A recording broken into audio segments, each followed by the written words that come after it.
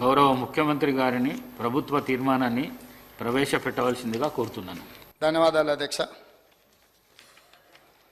Doctor BR Ambedkar రచించిన రాజ్యాంగం ప్రకారం భారతదేశం అన్ని రాష్ట్రాల సమైక్య, అన్ని రాష్ట్రాల సమీకృత సమ్మిళిత అభివృద్ధి కేంద్ర ప్రభుత్వ బాధ్యత.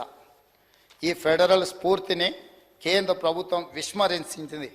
కేంద్ర ప్రభుత్వం ప్రవేశపెట్టిన బడ్జెట్లో తెలంగాణకు వివక్ష జరిగింది. తెలంగాణ రాష్ట్ర ఏర్పాడిన నాటి నుంచి ఇదే ధోరణి కొనసాగించింది. ఆంధ్రప్రదేశ్ పునర్వ్యవస్థీకరణ చట్టం ప్రకారం 2 రాష్ట్రాల సుస్థిర అభివృద్ధి కోసం కేంద్ర ప్రభుత్వం అవసరమైన అన్ని చర్యలు చేపట్టాలి. కానీ విభజన చట్టంలో పొందుపరిచిన హామీలను అమలు చేయటంలో కేంద్ర ప్రభుత్వం విఫలమైంది. పార్లమెంటులో చేసిన విభజన చట్టంలో పొందుపరిచిన హామీలు ఇప్పటికీ అమలు కాకపోవటం తెలంగాణ ప్రగతిపై తీవ్రమైన ప్రభావం చూపింది. తెలంగాణ ప్రజాప్రభుత్వం ఏర్పడిన తర్వాత ముఖ్యమంత్రిగా నేను మరియు రాష్ట్ర మంత్రులు పలు దఫాలుగా ప్రధానమంత్రిని ఇతర కేంద్ర మంత్రులను కలిసి వివిధ విజ్ఞప్తులు చేశాము. రాష్ట్రానికి సంబంధించిన వివిధ ప్రాజెక్టులకు ఆర్థిక సాయం కోరడంతో పాటు చట్ట ప్రకారం రావాల్సిన నిధులు అపరిష్కృతంగా ఉన్న అంశాలపై అనేక సార్లు అభ్యర్థనలు అందించాము.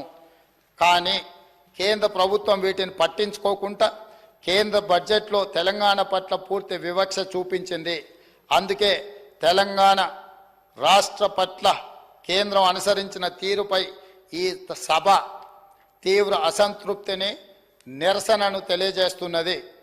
ప్రస్తుతం కొనసాగుతున్న బడ్జెట్ చర్చల్లోనే కేంద్ర బడ్జెట్కు సవరణలు చేసి తెలంగాణ రాష్ట్రానికి న్యాయం జరిగేట్లు తగిన చర్యలు తీసుకోవాలని ఈ సభ, ఈ ప్రభుత్వం డిమాండ్ చేస్తుంది. ఈ తీర్మానాన్ని సభ్యులందరూ పార్టీలకు అతీతంగా చప్పట్ల ద్వారా మీరందరూ ఆమోదం తెలపండి.